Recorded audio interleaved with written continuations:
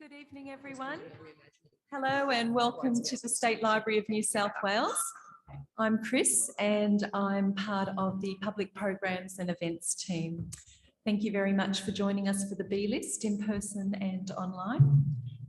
Before we start, I'd just like to acknowledge the custodians of this land, the Gadigal people of the Eora Nation and their elders past and present. I acknowledge and respect their continuing culture and their contribution to this city and region. Before I hand over to Bri, I'd just like to mention that we have a beautiful rooftop bar which stays open until 10 p.m. So if you'd like to stay on after this event, you can access the bar via Hospital Road and they'd love to see you up there. So I now hand over to the talented Bri, who's in conversation with Gina Rushton. Thanks, Bri. Thank you so very much. Good evening, everybody. Thank you so much for spending your Thursday night with us. To those people who are here in real life at the library, welcome. And to everyone watching from home, welcome also. On behalf of Gina and myself, I would also like to acknowledge that this is Gadigal land and that sovereignty was never ceded and there still has been no treaty. I personally support the Uluru Statement from the Heart and of course the campaign to raise the age. I am thrilled that we get to hear from Gina tonight. I absolutely tore through this book. It's just precisely the kind of dream book that I had in mind that I would love to run an author in conversation series so that I had an excuse to pick brilliant writers' brains. What I was thrilled to say about the book when I endorsed it was grounded in Rushton's years of frontline reporting on reproductive access. This book reflects on both the politics and philosophies underpinning parenthood. It challenged some of my deeply ingrained presumptions about the career-family binary, and Rushton is unafraid to sit with ambivalence. Contraception, legacy, loss, climate change, it's all here. I am so glad this book exists and I am glad I read it.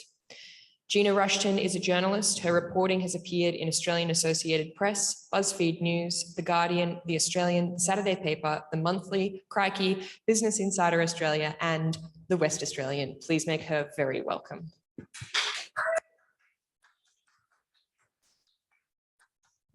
I should say the title of the book, obviously, sorry, The Most Important Job in the World. Gina, welcome. Can you get us started with how the book came about and explain, I suppose, the 9-month premise and if that was integral to how the book came about in the early days?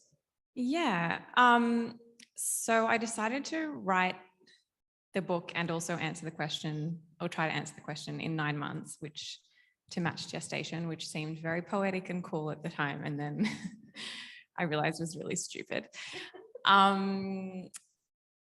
I guess how it came about, like I knew that I wanted to write a book on this topic and I knew that I wanted to write a book that incorporated a lot of the stuff that I'd, I guess, witnessed reporting on reproductive rights, but wasn't able to speak on as a reporter without being impartial.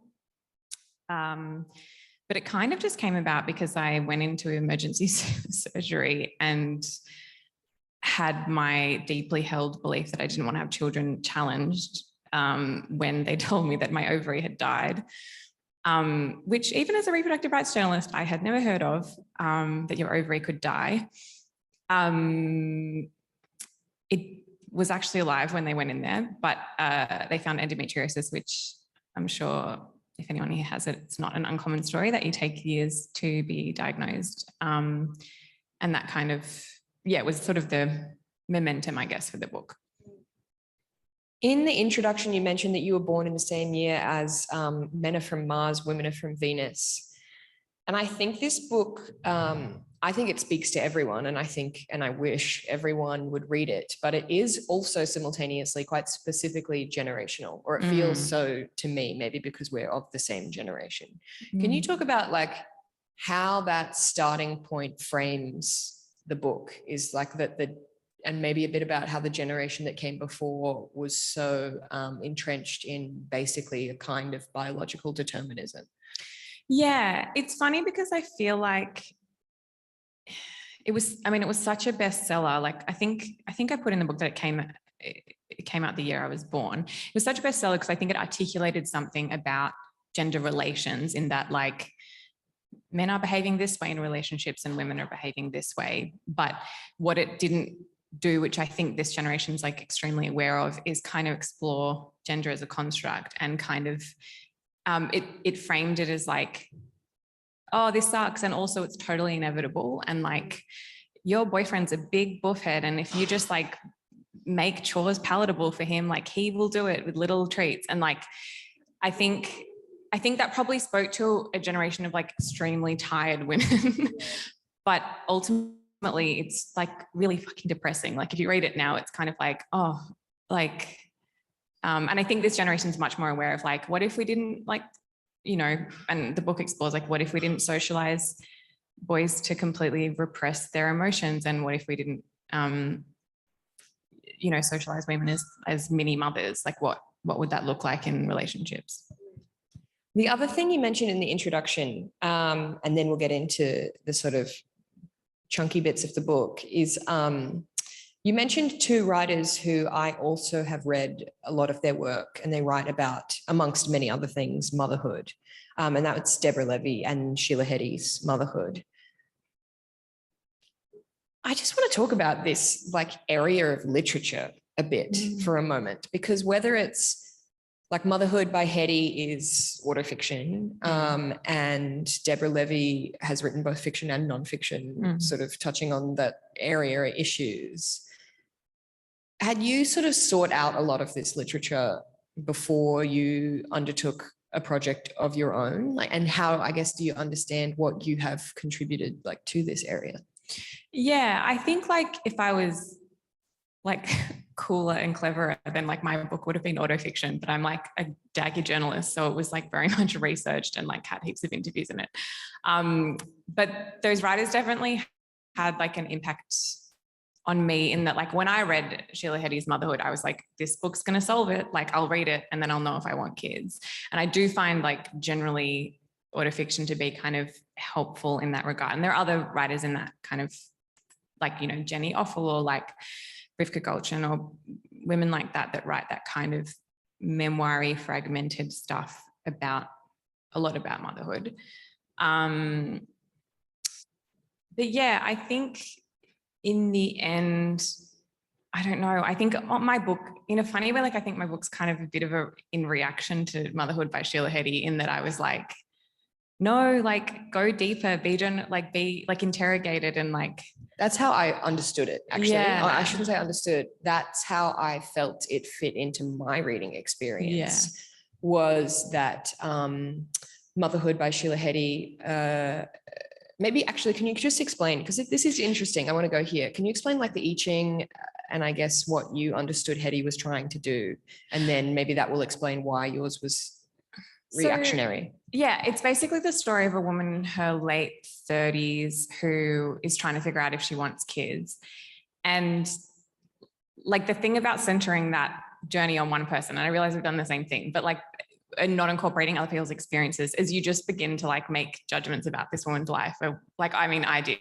Like by the end, I was like, you don't even want kids. And also I was like, your boyfriend's a dickhead, he'll be a bad dad. So I think, yeah, like it's not a book to read if you want an answer, but of course, like the protagonist is like asking these questions and asking these questions, and it's forcing you to ask the same questions, but without giving you like any kind of like data to work with, which I found like it's not the purpose of the book. It's a great book. But yeah, it definitely made me realize like I wanted a book that I could just like hand to people and be like, here's why I don't want kids. And I thought that was going to be the book. And instead I was like, oh, guess I'll do this for 9 months.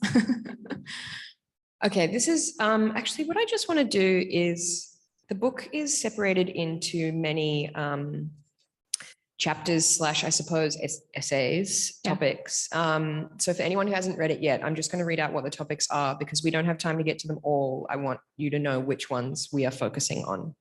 So there's the author's note and introduction, and then 7 areas: reproductive rights, climate change, reproductive justice, work, emotional labor, legacies, and fertility. I want to spend a fair bit of time on reproductive rights first, because having read so many books that explore some variation on the motherhood theme, where it's either like, do I or do I not want a child, i.e. Hetty in motherhood, or if it's just exploring motherhood as a state of being in life, like Deborah Levy et al.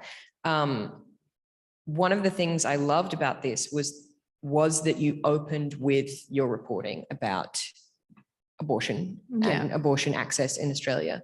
Can you talk about why that was the opener essay? Yeah. So I think like some of the other themes like that you've just read out are kind of universal, not universal, but, applicable to many like women our age trying to make this decision in particular. But I think what I needed to be really upfront about was that I was bringing really unique baggage to the question. And that baggage was spending every day for 4 years reporting on like bodily autonomy. And it had really like not made me paranoid, but definitely made me feel like the decision to be or not be a mother was very like mediated and intervened upon. And I think that I'd spent a lot, like the thing about reporting on abortion is you spend a lot of time hearing people's views about motherhood, and you like politicians and lobby groups and political debates, and like, every single debate I was like up till 3 a.m. live tweeting it. And that's where the title comes from, like the most important job in the world. Like this is a group of people those that were opposing the decriminalization of abortion in every state, really. They are obsessed with the idea of motherhood. Like they are obsessed that it's the most important job in the world, but they are usually people that oppose or do nothing to support policies that make motherhood tenable for many people. And they really fetishize motherhood as like, if you've got a uterus, then like that's what you're supposed to do with it. And I think I felt quite indignant by the end of the reporting about that.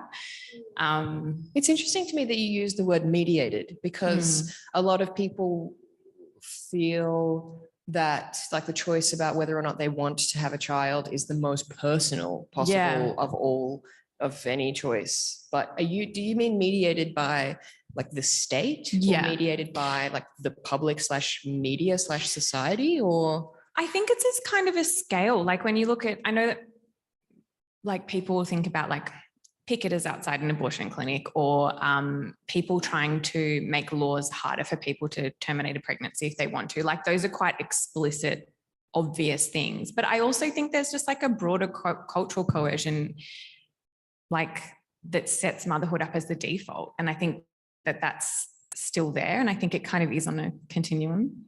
I realize it makes me sound completely paranoid. No, I feel very coerced. Yeah. Yeah. Well, like I don't think it's controversial to say that if you decide you don't want to even try to have a child, that you are made to feel as though you are bucking a trend. Like that's tells you all you need to know about whether people are actually starting from nil and going positive, like on some side of a scale, rather than starting with a presumption that there's a suspicion of women who don't want children. I mean, we don't have many archetypes there's like the object of sympathy if you're infertile, or there is like the object of suspicion if you're like a witch. Yeah. What were the highlights of those years of your life? How many years was it, and what were the highlights? 4 years. And in that time, in that time, abortion was decriminalized in 4 jurisdictions. That is amazing. Yeah, it was like the time to do it. But it's funny, like the legislative wins, like I'm going to sound like such a downer, but like they was at such great cost. Like the political debate was so vile and so horrific. And I feel a similar thing with consent legislation. Yeah, right. Like we've subjected all of these people, and when I say all of these people, like it's one of the most common medical procedures. Like we've subjected a huge population of people to this debate in like 4 states. So it felt very like bittersweet, the legislative wins. I think this is going to sound so soppy, but I think the wins for me were like more personal and small in, like most of the women that I was interviewing, and I interviewed like hundreds of people about their terminations, and a lot of the time they were telling someone for the first time, and which is such a privilege and such a responsibility. But I think even just to the satisfaction of them being able to see their experiences as like the unjustness of it was being validated by kind of it being folded into a story about like what was going on politically at that time. Like, I think that was quite validating. And what were the lowest or hardest parts of that time? Oh my God. I cried Maybe so much. Pick two. I got a lot of like really awful emails. I mean, Hannah and Cam would know, like at BuzzFeed News, we had a very big readership and a very big American readership, which is like a different flavor of Christian, like, I don't even know, like, just, yeah, like it'll be like Jeff, Dakota. I'm like, cool. How did you find me? Like, this is a story about women in Townsville. Like, why do you care? So yeah, like the correspondence, I always call it correspondence because I'm trying to be polite, but the correspondence was not good. And I think just the low point, like I think the other thing that I found really hard at the time was like, if you write about anything that is, like I was a woman writing about things that affect women. And I think my integrity as a journalist was like always undermined. And I think I was perceived or treated as an activist when I wasn't. And it really frustrated me because I spent so much fucking time interviewing like church leaders and anti-abortion groups and like going to experts and making it so watertight. And I never offered my opinion. Like, this book is the biggest like overshare because I wasn't allowed to say my opinion for 4 years. And so I found that hard. Yeah. This is so analogous to like law reform stuff and how you like, if you are fighting for like law reform, the go-to insult from the legal establishment is that you can't possibly be rational Or objective. or Yeah. objective. Yeah. And Yeah. everyone assumed I'd had an abortion and I haven't. Yeah. Like everyone, even my friends were like, oh, I just thought you had because you're so like obsessed with it. Yeah. I was like, what the fuck? Yeah. People are weird. Like, that wouldn't have Yeah. made me any better or worse at it, but like, yeah. I want to specifically talk about, or hear you talk about, the Johnson & Johnson case. Mhm. Because I think in that one case, it says so much about, yeah, okay, go. Can you explain to somebody who has never heard of the case what it basically was? Okay, so if you have mild urinary incontinence or a prolapse after a pregnancy, Very common. Yeah, which is very common. A doctor might suggest that you get a transvaginal mesh implant. Mesh is used for heaps of things, and I should say, not because I'm scared of Johnson & Johnson, but I should say that like sometimes like you have them and it doesn't cause any side effects. But basically, thousands of women were implanted with a device that the court ultimately found was defective. And it's just horrific. Like, when I sat in on the class action, like the operation to try and remove it is just like, yeah, every woman in the courtroom is like clenching.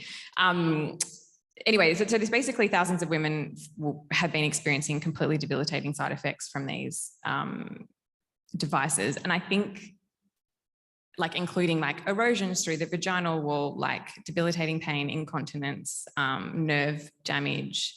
There are people that can't exercise anymore, have lost complete sexual function.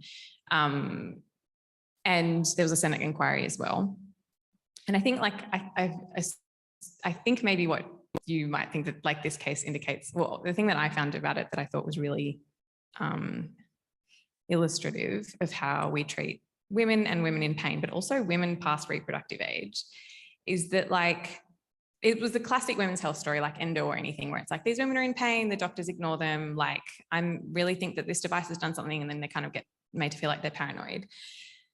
But also, like, they were basically kind of told, well, like, why do you need sexual function? Like, you're past, like, you've had your kids, like, kind of this kind of like, well, you can't have sex for procreation, so why do you need it for pleasure? Like, multiple women in the Senate inquiry said that their doctors had told them to just have anal.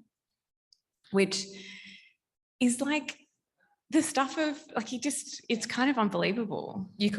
Like if you put that in a novel, people would say that It's ham-fisted. Yeah. I also think that what I want to talk about is this simultaneous way, this kind of cognitive dissonance where childbirth is one of the highest possible risk activities that a human being can volunteer into. Yeah. And has, even in like a relatively quote unquote like smooth birth, has huge ramifications for the body, and often for the mind.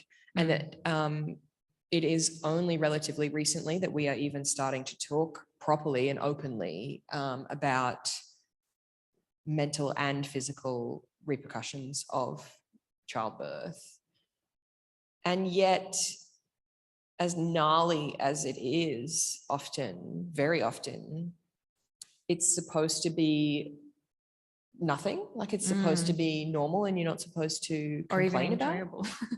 Yeah. I think it's interesting because I used to get a lot of emails about the risks of abortion and the risks of contraception. And like, we all know those risks, you know, like the pill that gives you the blood clots, like implant-on side effects. Like we're all very aware of contraceptive side effects, but pregnancy is such a high risk thing. Childbirth is such a high risk thing. Like you're much more likely to die of those two things than you are of, you know, taking RU486. I think, I mean, yeah, there is a cognitive dissonance. Like there's no, like even birthing injuries, like that is like, has been so underreported as well. I don't know what the answer is though. Like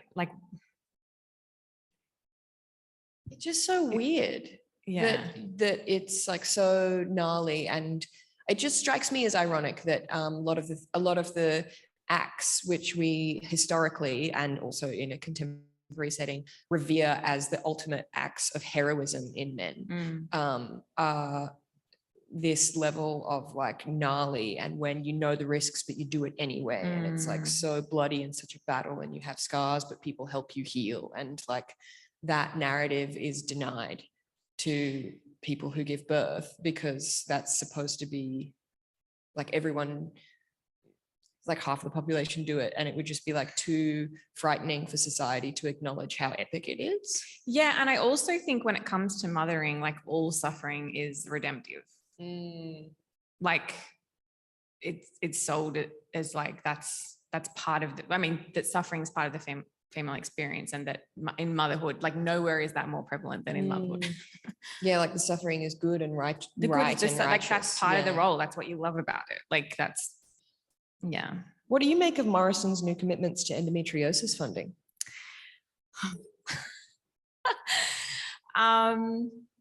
I think it's good that the government's taking endometriosis seriously. I think, okay, the really boring answer is that I think that like, if you were serious about it, like, okay, so I only found out I had endometriosis because I had an emergency laparoscopy. But if I wanted to go and get a laparoscopy just because I wanted to see if I had it, I'd have to pay thousands of dollars. And I was interested that wasn't in the funding. I mean, unless I haven't read the fine print, but I don't think that's in the funding package. So I think the stuff about like pain clinics and like treatment stuff is like all very well and good, but like at the moment, the big problem is that people don't know if they have it.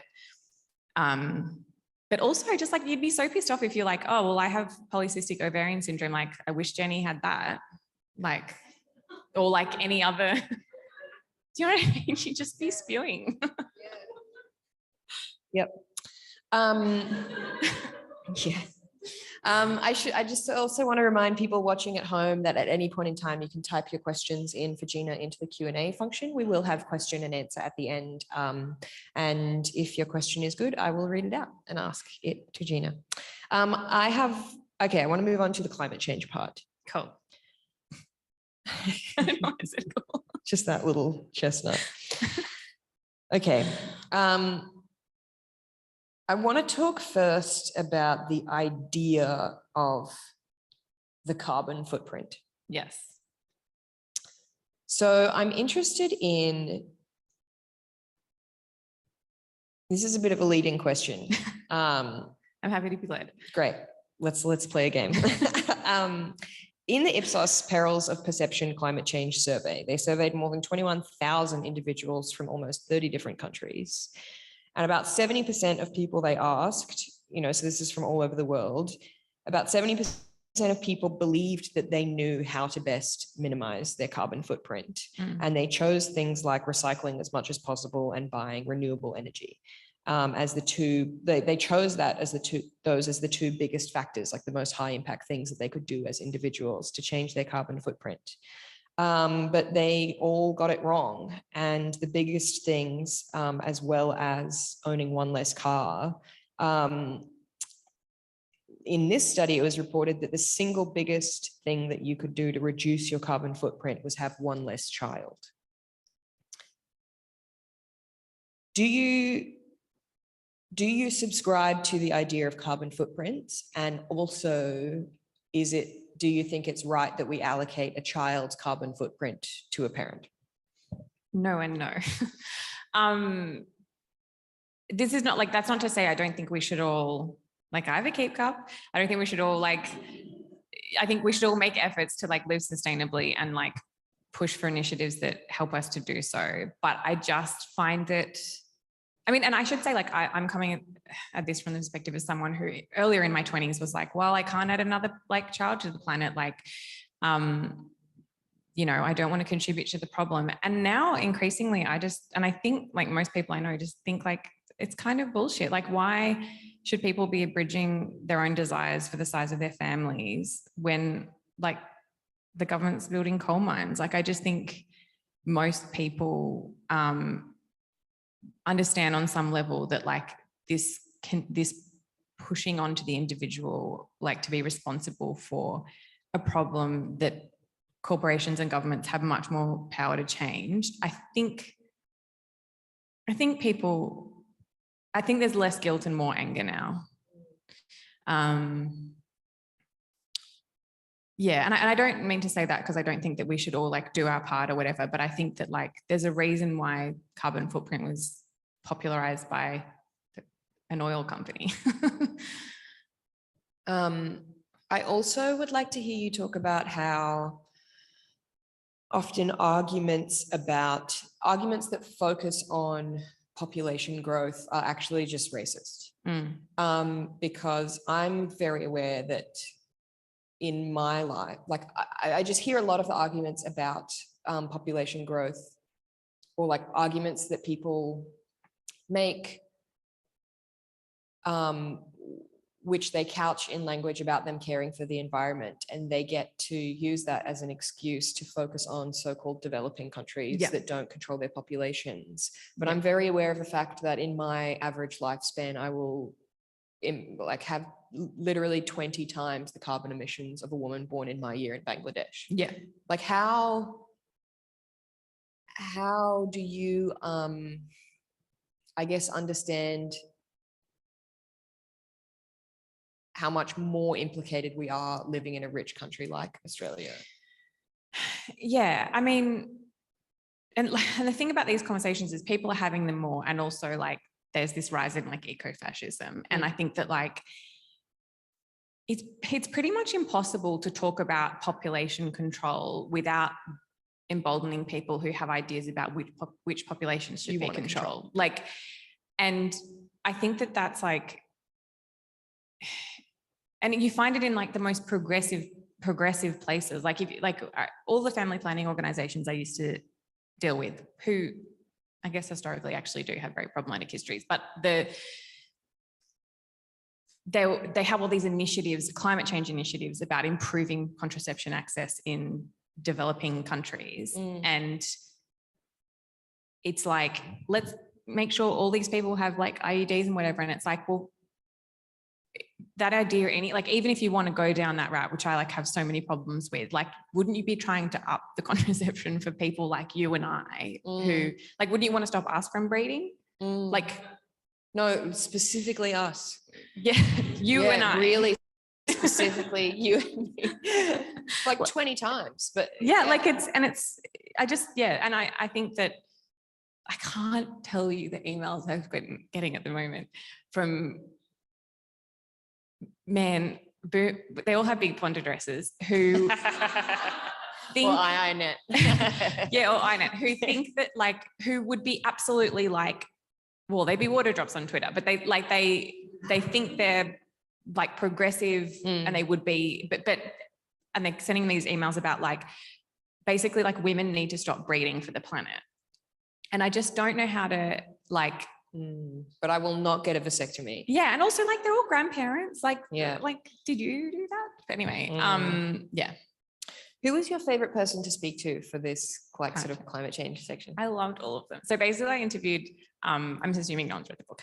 I interviewed a bunch of climate scientists, most of whom had chosen to have kids. And they were just so, I mean, it's kind of what I was talking about before, about like not leaning into the guilt, but like going hard into the anger. And like, they were just so, like, these are people that are every day mapping like the absolute collapse of the world.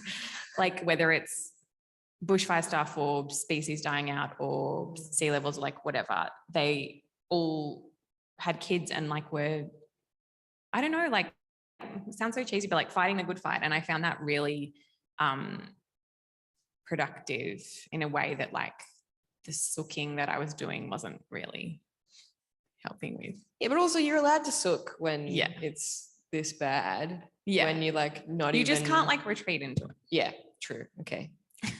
Sorry, I'm not saying you. Right. Do generational differences in attitudes about having children go hand in hand with generational differences in attitudes about climate change?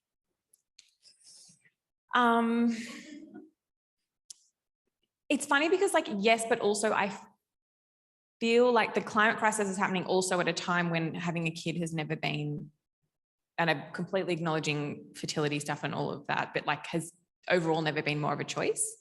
So it's almost hard to, do you know what I mean? Gauge that. Yeah, but I also just feel like it's also this like speaking in very broad generalizations here, like the boomer generation, to their credit, this is speaking generally, tried to educate their daughters as well as their sons, and then wanted their daughters to give that all up as soon as it was time to have kids and forget those dreams. Yeah. Like there are some progressives, and then there just seem to be some that like no, I would agree barriers. with that. Okay, I want to get to the work section. I've asked Gina to do a short reading for us. Can you explain, I guess, where this section appears? I've dog-eared it for you. It's page 134. Cool. I guess just what the work essay is. So it's about the idea of love. That sounds really cheesy. So the idea of labor, but the way in which love plays into it, both in motherhood and in paid employment, especially for millennials, I guess. Yeah. And also it's a lot about girl boss feminism, but that's further into the chapter. Cool. The problem with accepting labor as a function of love is that as a prerequisite for buying into most exploitative folklore about both motherhood and paid employment. The idea that unpaid domestic labor and caring work isn't work at all, it's love, and so need not be recognized or compensated, is ancient propaganda, while the notion that you must do what you love has become a misleading ethos for working millennials. The problem with interrogating a motherhood built on the myth of as love as labor, or questioning a paid job that requires labor as love, is that it complicates the question of what to devote yourself to and where you might find meaning in your life. The problem with finding a ready answer for a readily asked question, if not kids, then what, is that I'm running out of time. A career felt like a complete answer to me until it didn't. A woman whose entire life revolved around her job was enviable until she wasn't. Yet, even if it was financially viable, I can't imagine ever completely abandoning paid employment. People have always been aware of how parenthood would interrupt their career trajectory. And for those of us who have invested our selfhood into our jobs, a child threatens to disrupt not just our earning capacity, but our identity. Parental leave isn't only a drop in hours, but a voluntary, even if often temporary, desertion of a central place of meaning making. Now I find myself considering how dramatically my love and labor would be divided in parenthood, and all that I would need to abandon about how I value myself and how I would expect others to, particularly those holding political and industrial power. I now need to consider for whom I toil, work, family, both, neither, and how I would do so. The only thing more tedious than conversations about having it all are the conditions that necessitate them. Stubborn statistics show women continue to arrive home from full-time work to perform a second shift of unpaid labour. Globally, women and girls still perform 10.8 trillion worth of unpaid labour every year. $1 trillion. I don't know what other metric I would have used. The latest census found Australian men are working on average 39 hours per week, while women are working on average 30 paid hours per week, but were twice as likely as men to do more than 15 hours of additional domestic work. Most workplaces are still fundamentally not set up to support primary carers. We know 1 in 2 mothers and 1 in 4 fathers in Australia have reported experiencing discrimination in the workplace at some point during pregnancy, parental leave, or on their return to work. We know mothers who went back to work before they were ready to, anxious about the growing gap in their resume. We know mothers who retired with half as much superannuation as their partners. We know working mothers who said, as did the research, that homeschooling fell to them during the pandemic. We know mothers who felt self-conscious about their choice to have kids ahead of their careers. Quote, we're contemptuous of lazy, poor mothers. We're contemptuous of distracted working mothers. We're contemptuous of selfish, rich mothers, Kim Brooks writes. We're contemptuous of mothers who have no choice but to work, and also of mothers who don't need to work and still fail to fulfill an impossible ideal of selfless motherhood. To consider how you might ration your love and labour for the rest of your life is to consider how you might be perceived for that allocation.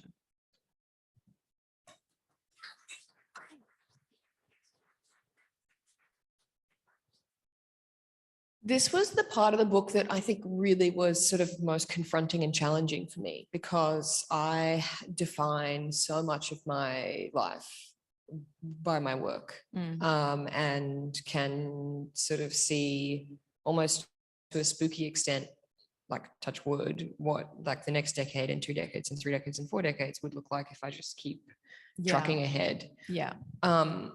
And you write that basically that's sort of what your situation was until it wasn't. Yeah. Or like you could imagine that work would be the meaningful thing until it didn't. Yeah. What was that? What was that turning point for you? Getting laid off. No, I think that it was a creeping, like, I mean, you and I both like entered the workforce like the year Lean In was published, I think. The show was like very much in that like girl boss, like white blazer. Oh my God, I just checked. No one's wearing that. But like that era of like girl boss feminism where you're like, okay, cool. Like I've just got to scale up this ladder. And like, if I do that, that's empowering for me. And also for whoever I'm the boss of, that's great for them and all women. It is implicitly good. Yeah. Like if I had power over someone else, job, then freedom for all. Yeah. And I think it just like took me a second to kind of, so there was like that element of it, like that like realizing that like work isn't like, yeah, the feminism we were raised on was so anti-maternal and so derogatory about motherhood. And so yeah, position motherhood is like the daggy kind of choice, or like some kind of cop out, like you failed at the feminism thing, like you got knocked up kind of thing. And it took a really long time to like unlearn that. And I think the realization was really that just like I didn't value anyone I loved by their work, and realizing that like, why would I value myself by my work output? Like I value my friends for like heaps of other reasons, like for being like funny and kind, and like realizing that like, it's not, I feel like some people have read the chapter as being kind of like anti-ambition, and it's not like, I don't think that people should have like goals and dreams and stuff. It's just that I think that the overvaluing of each other on those metrics is like bad. And also like those constructs are set up for certain people to succeed as well. Yeah, but I think that as well, it's not that ambition is inherently bad. It's that it seems like the sort of quote unquote feminism you and I were raised on presented a dichotomy, yeah, a binary that is not real unless you make it real. Absolutely. And also like success looked like a harnessing of what we would call like masculine modes of power or whatever. Like it was very much like, yeah, like success was just defined in these like really embarrassing, like 90s terms. And also like an implicit presumption that success would equal fulfillment and happiness. Yes. Yes. And also that there's something like moral about it. Like I kind of go into like the Protestant work ethic. Because my mother, who's like very Catholic, called me one day and was like, where did this Protestant work ethic come from? And I was like, shut up. And also it's like, it's Catholic guilt. That's why I'm doing it. But like, it's really like this like attachment of like work and labor. Like, I mean, we all do it. Like we use exhaustion as a status symbol where we're like, oh my God, I worked so hard at work. Like that doesn't make you cool. Like how embarrassing, leave work on time. And like that's, and I should say that's not like people that have to overwork. It's people that choose to overwork and pretend that like, that they're not choosing. The hustle is so real. I'm so busy. Yeah. I like look back until an embarrassingly recent time in my life when it was a badge of honor. Yeah. And to yeah, totally. be grinding yourself to the bone, and it was inherently good and inherently would lead to more success and therefore more happiness. Absolutely. Like the equation was so clear. Yeah. Yeah. How cringe of us. Yeah. But then also like, I guess what's interesting to me is that now I'm at an age where I feel like sort of a lot of my friends are starting to have children and a lot of them aren't. Like I'm sort of in this like halfway point. Yeah.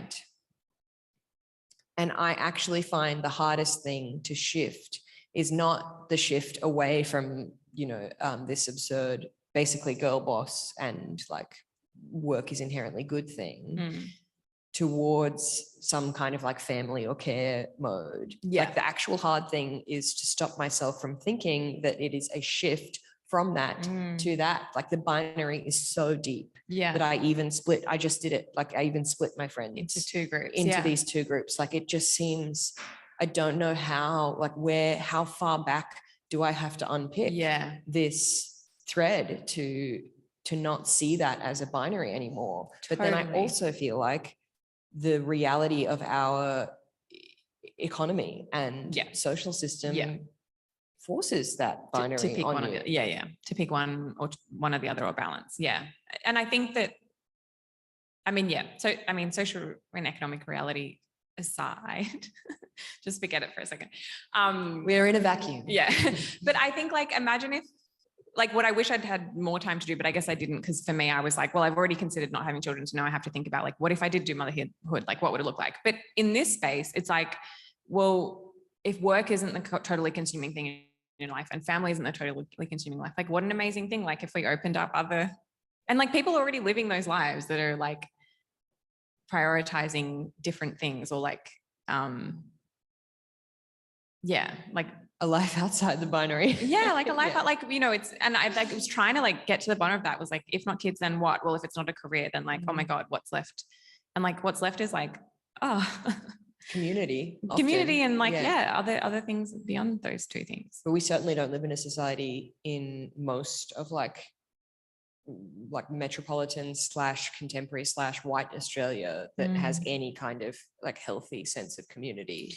No. And I have to say like that comes up all the time in conversations with my friends, at least, about like having or not having kids is like, I'm sure we actually were saying this like at the book launch, like everyone's had that commune conversation with their friends where it's like, what if we all did this? Or like, we're all going to get passed out of Sydney. Like, are we going north or south? Like, where are we going to like having that? Like I would have kids if I could live in a community in which like, like my mom dropped me off to the neighbors and like in the kind of transactional, isolated, atomized world that we live in, it's like I can't imagine turning up at my friend's house and being like, hey, take my kids for 4 hours. Like I don't know.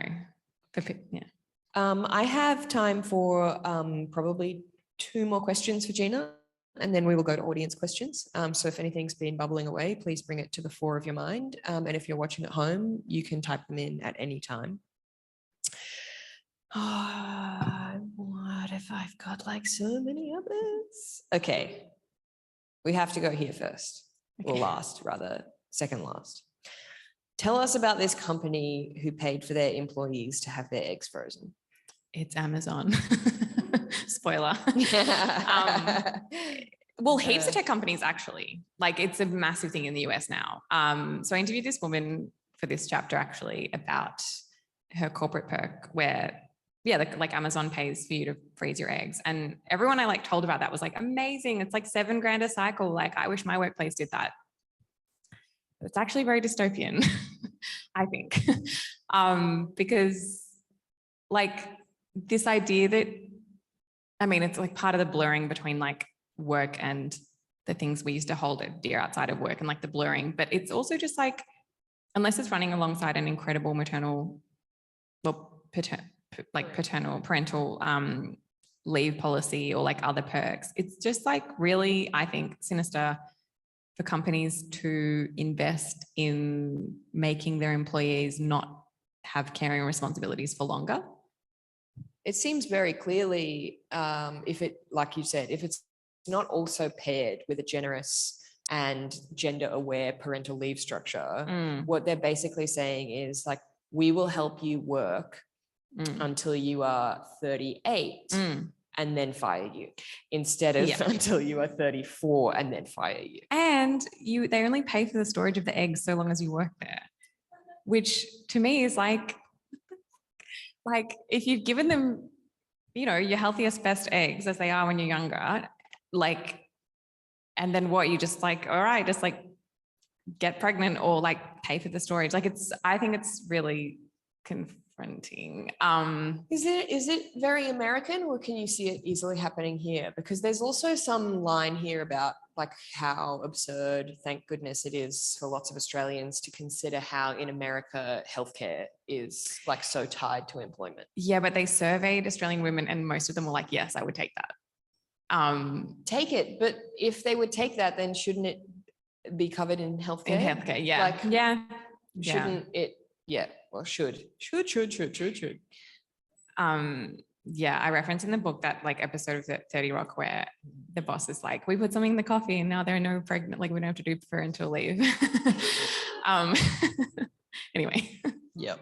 There are lots of lol. If you have not yet read the book, there are lots of funny examples. And lots of funny tweets that I laughed out loud at seeing in your book that I remember like having read. You have to get permissions for tweets. I had to take so many tweets out of the book. You can't just put tweets in a book or poetry or movie references. I mean, you probably knew about the other ones, but I was like, I had to like beg cool girls on Twitter to be like, hey, can you let me put your really funny viral tweet in my book? Yeah, but and a few of them were like, yes, if you can post it to LA, like in my hype house. So I'm like going to the post box every week, throwing $30 to send these books to these cool girls. I feel like that should fall under the fair use defenses for copyright. I should have consulted a lawyer. Anyway, final question before we go to audience questions, which we have a full 10 minutes for. What can queer relationships and queer culture teach us heteros about better ways, or not presumptively better, but just other ways of thinking about these binaries, about these old ideas? There was a lot of research in the book about that, particularly in the chapter about emotional labor and like masculinity and stuff, because there was a lot of research about, and like this is not to like undermine or downplay like other extremely oppressive forces when it comes to family making for queer couples, but I guess like when you don't have this as strict a binary, I guess, about who does what, like what does parenting look like and what does caring communication in a parenting relationship look like? And I found that really interesting and kind of like hope-inducing. I find it to be one of the most self-defeating, ugly manifestations of like white feminism and this kind of like corporate biological determinant to feminism to so willfully ignore how much LGBTQIA literature thinking lives have to offer straight and white women to live their own better and more free lives. And a more like expansive definition and interpretation of like what reproductive liberty looks like. Like it's it's embarrassing. It's so embarrassing and it's so ironic. But like so many of those people will complain about things, but also be derogatory towards people who are living lives free of those things, or more comparatively free of those things. Oh, absolutely. Like you should, oh my God, like the turfiness in the reproductive rights movement is like not to be underestimated. Like there's like these, you know, like elderly women in Queensland that have spent like years campaigning for abortion freedom. And they're just like the biggest turfs. And you're like, your whole life was spent like in pursuit of women not being defined as wombs, or not being, you know, people not being defined by their biology. And now you're like, defined. And you've like one legal change, and you're like, I guess, Anyway. Okay, we do have time for audience questions. In my experience, everyone pretends that they're shy and nobody puts their hand up. And then at the end, there are 5 hands up and we don't have time. So can I please have a bold and brave person to ask a question from the audience while I read what has come through online? Yes, please. I knew it was going to be.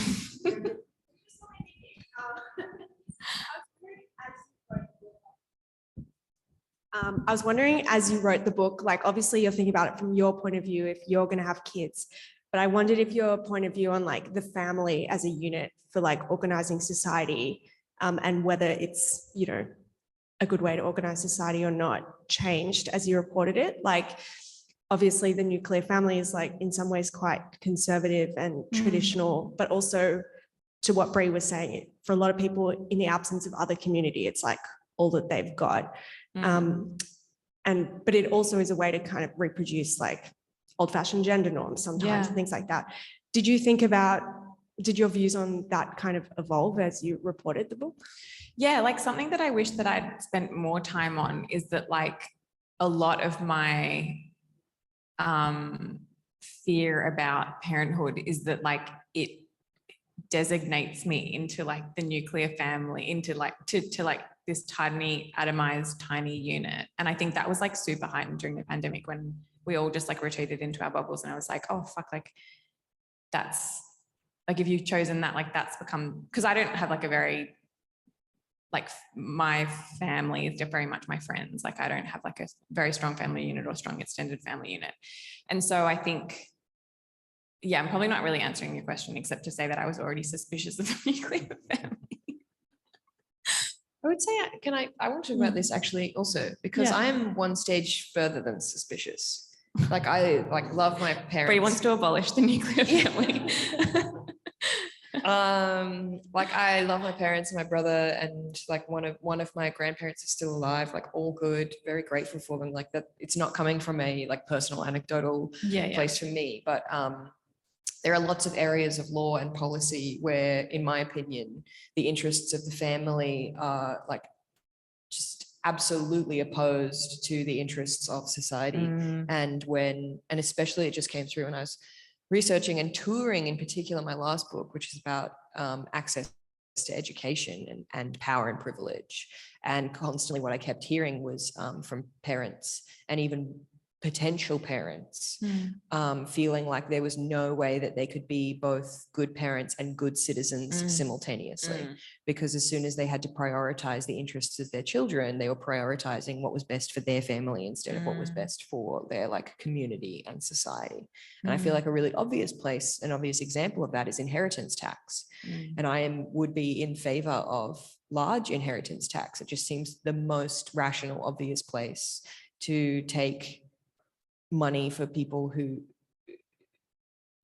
like one person earned that money, they have now passed. A person who has not earned that money, take something and give it to people who really need it. And you can't, like inheritance tax is like one of the most unpalatable things to fight for in politics, because it's like offensive to the notion of legacy. It's offensive to the notion of like family and legacy.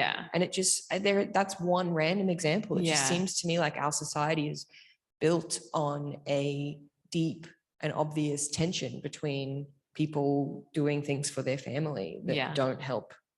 The border. Yeah. No, totally. And I think that like you see that even like, you know, that research about like people becoming more xenophobic when they're pregnant, or like that, like retreating into the family unit at the, and I totally, like, I mean, I can't understand it. Like, I don't have kids and I don't know what it feels like to be like, I want to protect this tiny unit at like at all costs against the world. But yeah. And I think like what Hannah was saying about the nuclear family reinforcing roles as well is obviously really like obvious. Okay. I need another question before I launch. Yes, please.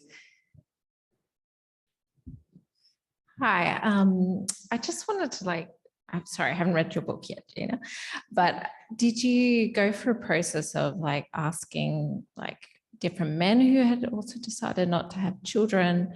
I come from a family of, but I've decided not to, and I find it's like a very interesting discussion to have in like the dating scene and seeing what kind of shows up within that of like the bias that's kind of put on you as an expectation. Yeah. But yeah. Did you like have some interesting discussions from that side? The men in the, I'm trying to think if I interviewed a man who didn't have kids. Oh, I did. And it was, okay, this is really grim, but it was for the, so there's a chapter in the book that deals with legacy, actually kind of interesting considering what we just talked about. And it's about like I created this chapter because people just kept talking about it. And I was like, okay, I guess I just have to put that in the book now, which is like our ideas about what we want or don't want to pass on, whether that is like, so there's a woman in there that has the BRCA1 gene and thinking about family planning from thinking about genetics and stuff, and then people with family trauma and things they want to pass on. So the one guy who I talked to who was so adamant about not having kids, and he was pretty young and had decided when he was like 22, had gone through with quite a traumatic event and didn't think that he wouldn't be able to, like he thought that it would affect his parenting style basically. But I think like honestly, well, firstly, it was really hard to find men for the book who wanted to be interviewed. But I also think that there's just less of a cultural expectation or suspicion of men who don't want kids. Like, it's kind of like, well, you're a cool bachelor, like nothing's wrong with you. And I think that there's far greater, suspicion and like a cultural weight that comes with a woman saying she doesn't want kids and not being like, TikTok, like, you'll change your mind. Like, I think that when a man says he doesn't want kids, you're like, well, you've thought that through. You probably spent 9 months writing a book. But also there's just such a huge gap in research that we have about how, you know, we have this idea of the biological clock for women and that like that the age is 40, you know, that's this kind of like widely accepted, you know, I mean, it's just because we have a base 10 counting system, but okay, whatever. But also like we just have an absence of sufficient literature about how like the quote unquote quality of sperm rapidly degenerates after 40. I can't tell you how many times I pitched this and my editor was like, you've already written about it. And I was like, but men, they don't know. They like have a clock too. They have a clock. Yeah. I know. And also like it really affects family planning because like if you do run into fertility problems, there's often like a period of time where no one's even looking that way. It's like, what's wrong with your egg quality? What's wrong with your egg count? Like these hormones, those hormones, like let's do IVF. And like, there's often a delay in checking that there's not something going on with the sperm. Okay. We have time for one or two more questions. None? None at all? Yes. Yep. So reading your book, when I bought your book, I had that moment where I thought this is going to be the book that tells me if I want to have children, right? And none of them are. And then I bought this ticket and I was like, oh my God, and it's so funny to hear you say that you had that same experience with another book. But the thing that I loved about the book was that it didn't really do that for me. It didn't give me a book to hand someone instead and say, this is why I don't want kids. It gave me a book to hand someone and say, this is why the decision to have children is so complex for me. Yeah. Right. And these are all of the factors that are playing in, and like factors that I hadn't thought about, you really explored. But my question here is, if there was another section for your book, now that you've finished it and you've looked back on it, and it's like this thing that you're not just sitting on your computer typing anymore, what do you think that would be? Honestly, it would be an extra section about what a life without kids would look like, and explore that more clearly and honestly. I think, like, I really wish that I'd done another section on that, and particularly like outside of a career as well. Like we would, there's a section in there about girl losers, which I had that written down. which From the I'm from like the obsessed ashes with this concept. Yeah, from the ashes of the girl boss rises the girl loser. Like I basically would have written a completely like hedonistic chapter about like, what if like you didn't have to be conscientious at anything and you could just like be lazy? That was what the chapter I'd write. But also I think, I'm going to start. I think that's the chapter I'd write. That's such a great question. Yeah, that's a really good question.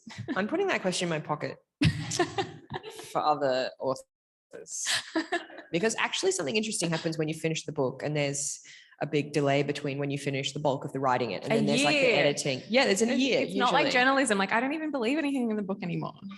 Just joking. I hate all of my books. Yeah, no.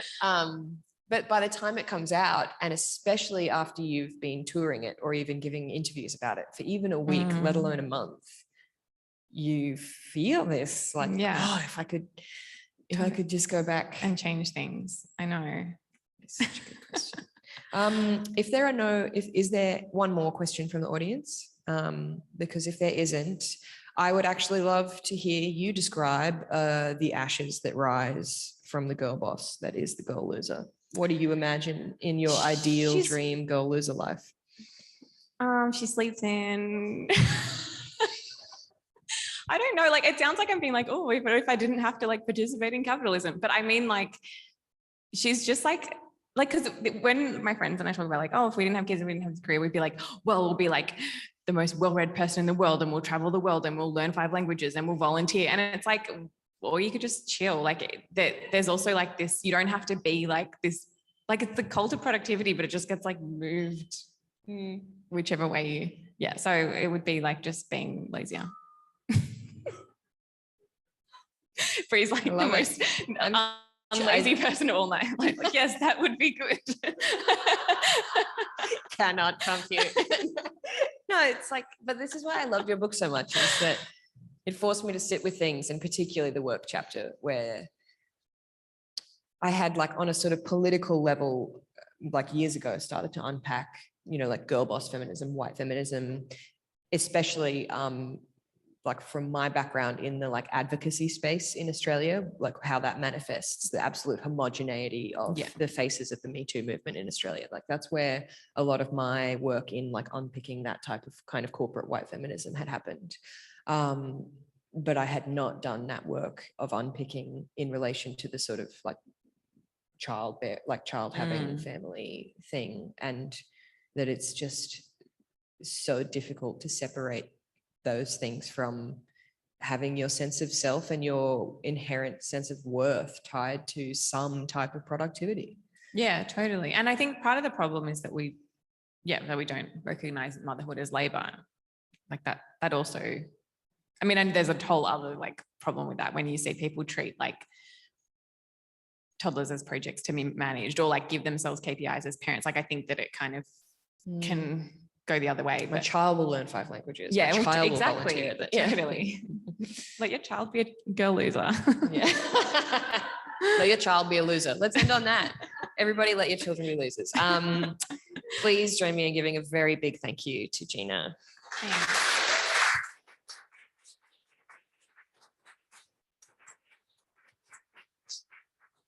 The next book, our May 2020 book B-list book club selection, is Daisy and Wolf by Sydney-based author Michelle Cahill.